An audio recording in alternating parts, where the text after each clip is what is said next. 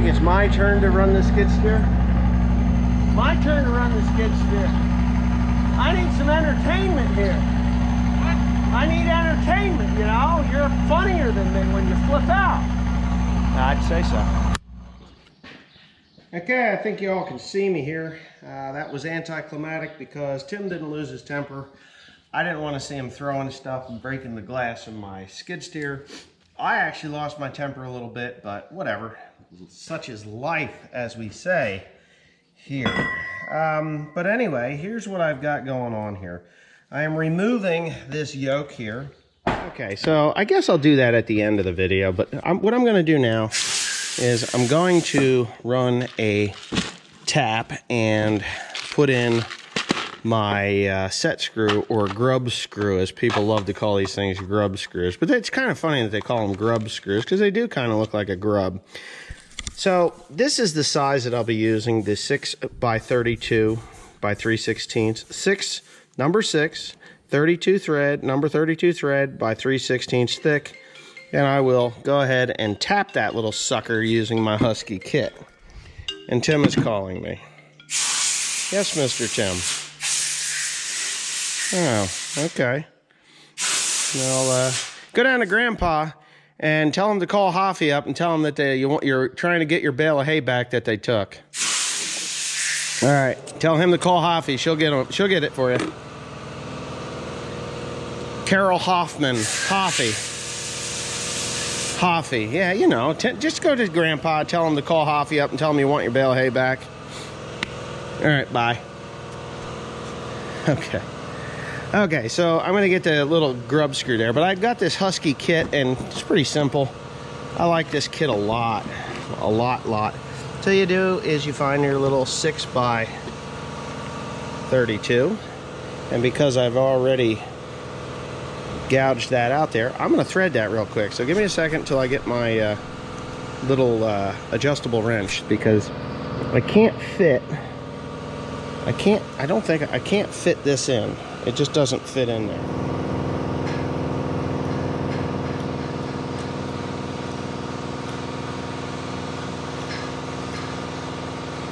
I had somebody say that I should just run a blob of weld at the end of it and file it out. This piece here is actually some kind of a cast. It's weird. It's not regular, like, mild steel. It's something different. I don't know what it is. I think it's cast iron, and it's welded, but, you know, they preheat and do whatever the hell it is that they do. I think this is cast. If it's not, it's some kind of weird pot metal.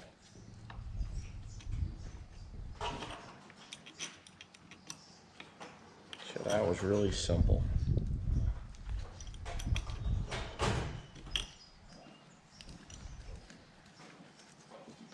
There. Put that back. How many times I've done this?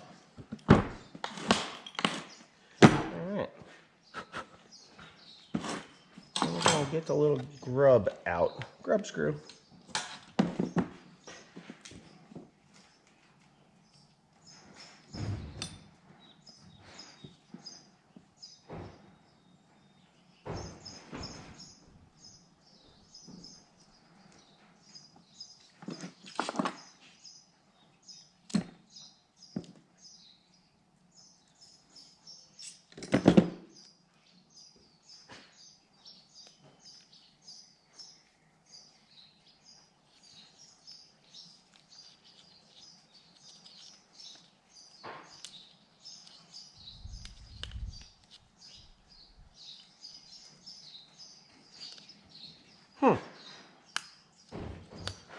Uh-oh. Why won't it come out?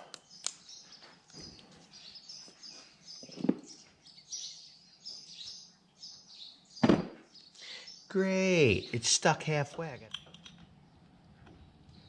Let's do take 2.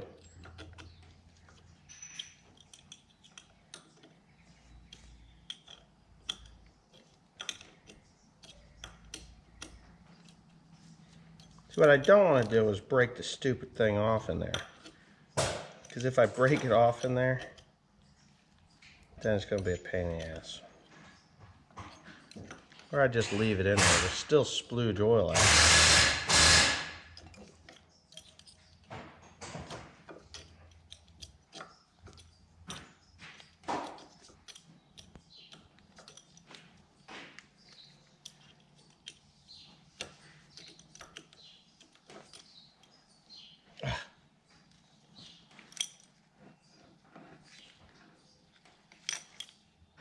I don't think that should have made a damn bit of difference.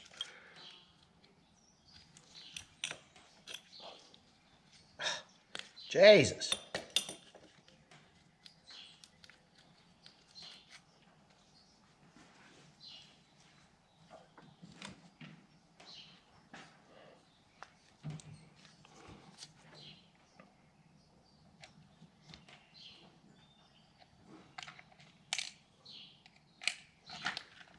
Little grubs are a pain in the ass.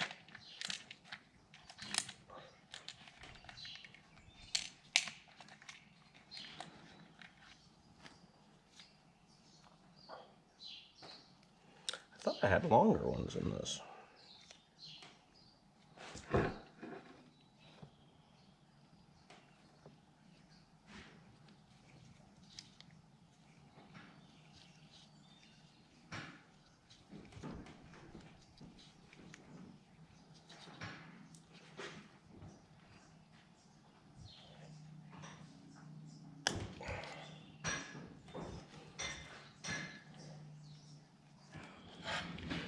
Alright, so the grub screws in. I'm just going to file it a little bit so that it's flat.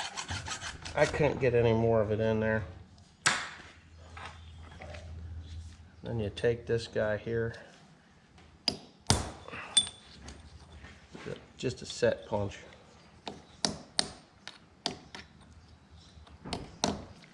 And then we pretty much guaranteeing that the son of a bitch ain't going to come out.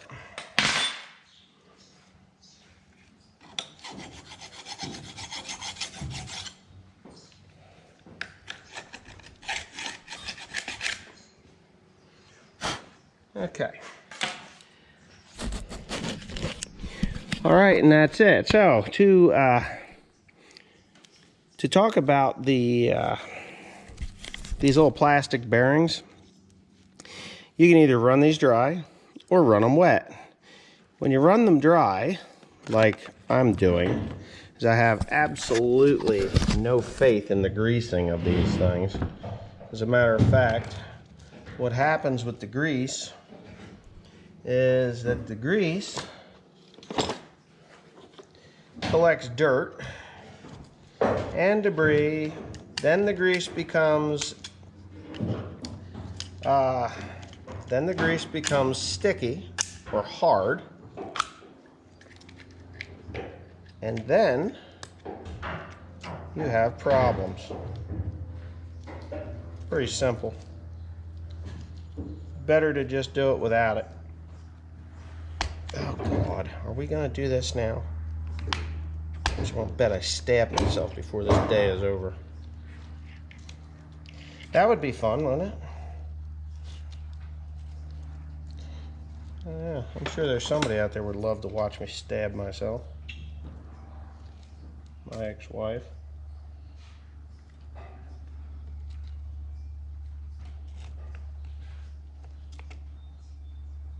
Everybody should have at least one of those. Because without an ex-wife, who the hell do you blame for your problems? I don't have problems. Oh, ow, ow, ow, ow.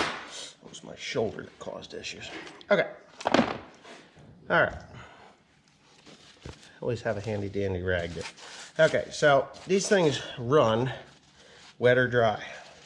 I know there's people that are all concerned that I'm, I am, I don't know, fucking up in some sense of the word. I don't feel that I'm fucking up. There is a grease zerk right here. See this? That's a greasable port right there. So, do I really care about that greasable port? Hell no. I'd rather have this thing run dry. All right, so I know there was some concern with people that were saying, I think a couple of people were talking about it. Isn't it going to build up pressure inside the tank or the reservoir and then force the grease out somewhere else? God, I hope so. And the reason I hope so is because the only other place it can go is this plate here. This, oh. He said 615. 615? Oh, okay. Yeah, he texted me. I don't know why. Yeah, I guess, yeah, that's all right.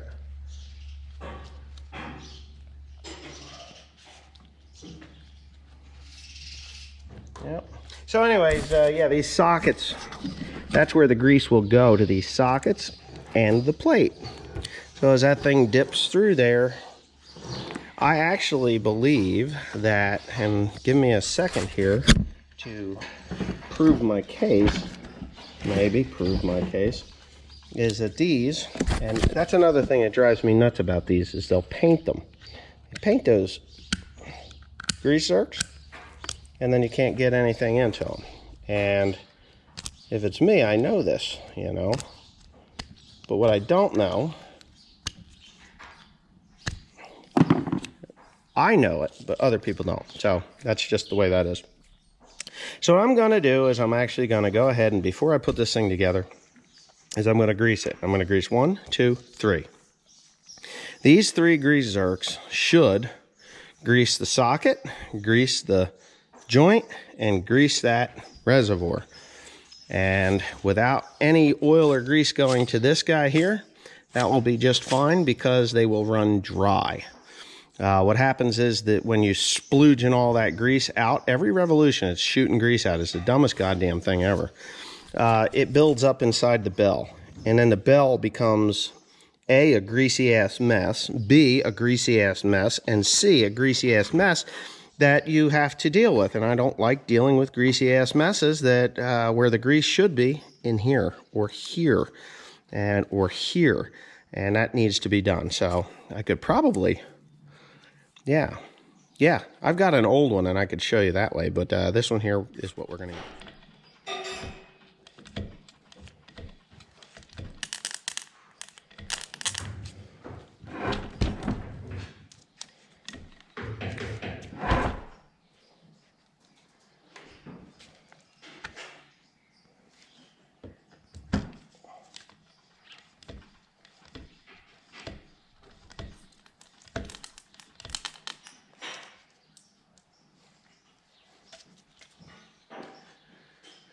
All right, I'm not seeing the grease goes through those balls like that.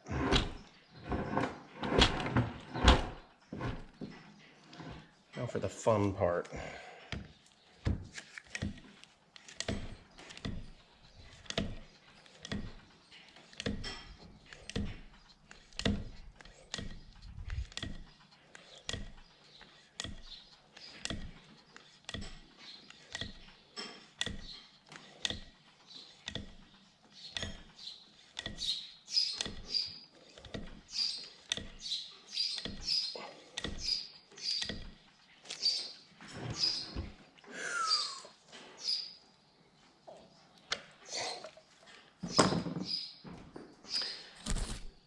To not bore you to death with what I'm doing, because it is kind of boring, I will talk to you about the different greases that I use. This is the Schaefer's 238. This is a slow-moving bearing grease. Rather thick. Says it's extra tacky. Guaranteed not to pound out. I'm opening my fingers all the way up. It is falling off of my glove and doing all the fun stuff that it shouldn't do. Oh. I'm gonna wipe that off, not to contaminate the other grease. And I use heavy duty Valvoline Crimson. That is what I use in the automatic grease guns. Same thing, opening and closing.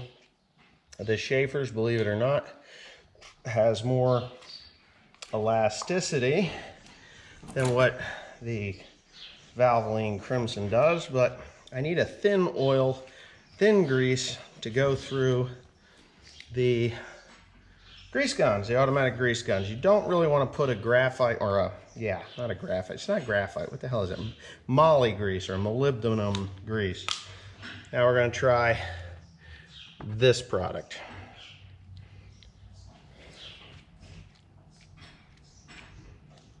Notice anything?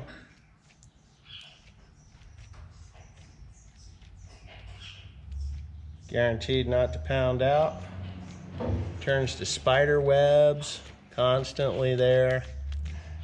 Not falling off of my fingers. This stuff gets on you, it is on you for a very long time. This has an operating range of up to 500 degrees. Most of the time you get up to 500 degrees, and buddy, I mean, look, this stuff is still, with that small amount, look, there's the spider webs. So, it's on you forever. The shit don't come off. And then I'm gonna go ahead and I'm gonna show you what they actually pack these things with. This is what came in here. I just took it out of, it's yellow. It's absolutely, totally 100% worthless. That is what you would find in a wheel bearing to something other than what you would want. I mean, literally, there's nothing, no stickability, nothing. It just doesn't do anything. So, huh? Assembly grease. It's assembly, yeah, well, assembly grease, yeah. Now this is the grease that I put in through the grease zerk. That's that, that's what the worth is. So that's what you're gonna see. So if you want something, and this stuff is waterproof, obviously it's waterproof. When it says guaranteed not to pound out, we could do a little experiment here. Ready for some experimentation? Probably gonna cost me 10 bucks, but let's say we use this hammer. All right, ready for this? I'm hoping y'all can see what we're doing right there. Okay, do the experiment correctly.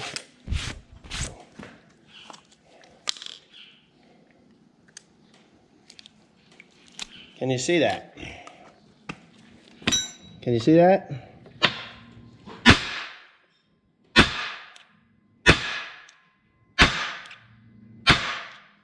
Okay. Did that pound out? Didn't pound out. God, I can't believe I just wasted $5 worth of grease. Nah, it wasn't that much. But you can't even clean it up. Give me another rag, will you? I literally cannot clean it off the table.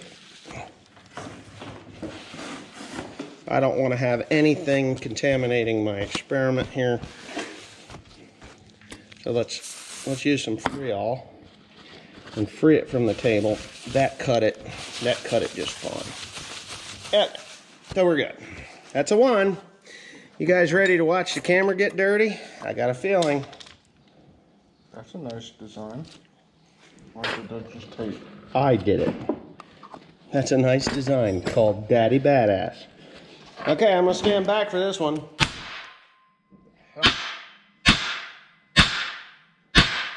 There's your crimson.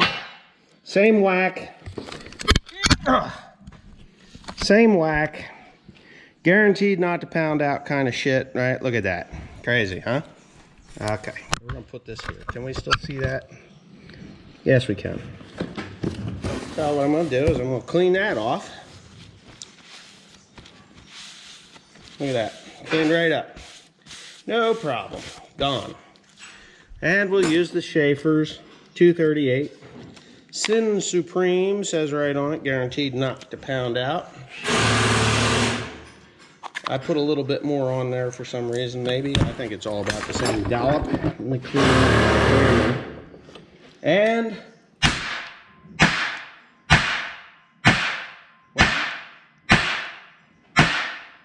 I would say the Schaefer's is better than the Crimson by far, right? Yeah. Okay. Actually, that's not too damn bad. So, there's what the Schaefer's looks like. Still there. That's a 338. That wasn't too bad. I'm not going to complain about that. But you also get what you pay for. And actually, the Schaefer's and the Crimson are about the same price. The Worth, on the other hand, much more money. So let's see how easy this cleans up. Well, this cleaned up about the same as the crimson. There you go. So next time you're making a grease purchase, think of One Lonely Farmer. He just taught you something. Not all grease is the same, even though it says NLG2 on all of it. And it's supposed to be guaranteed not to pound out. Go for the Schaefer's long before you go for the crimson. But the Worth, it doesn't pound out. It's still stringy. And it's a bastard to clean off. So, worth every penny. Worth every penny.